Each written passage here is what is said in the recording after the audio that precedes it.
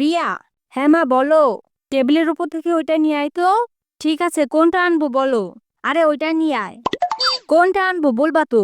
টেবিলের উপর যেটা রাখা আছে সেটা নিয়ে আয়। টেবিলের উপর তো কত কিছুই রাখা আছে, কোনটা আনবো। যেটা তোকে বলছি সেটা আন। কোনটা আনবো, জিনিসটার নাম তো বলবা। কি হলো বলো, কোনটা আনবো। মা, মা, চুপ করে গেলে কেন বলো।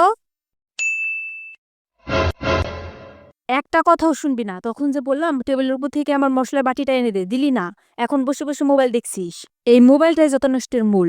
এটাকে যদি না ভাঙছি তাহলে বলছি কি। তুমি কখন বললা মশলা বাটির কথা। তুমি তো শুধু বললা টেবিলের উপর থেকে ওইটা এনে দে। কিন্তু কি এনে দেবো সেটাই তো বললা না। সবসময় মোবাইল একটা নিয়ে বসে থাকলে শুনবি কি করে কি বললাম না বললাম। ধর্মকর্ম তো কিছুই নেই, পারে শুধু মোবাইল দেখা।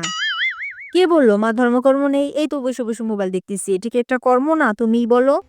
মোবাইল দেখা কোন কর্মের ভিতর পড়ে এটা আমাকে একটু বুঝাতো। ওইসব তুমি বুঝবা না। ফাজিল মেয়ে। মোবাইলটা এক্ষুনি রেখে দেন, নাহলে কিন্তু ডাস্টবিনে ফেলে দেবো। ঠিক আছে, রেখে দিচ্ছি।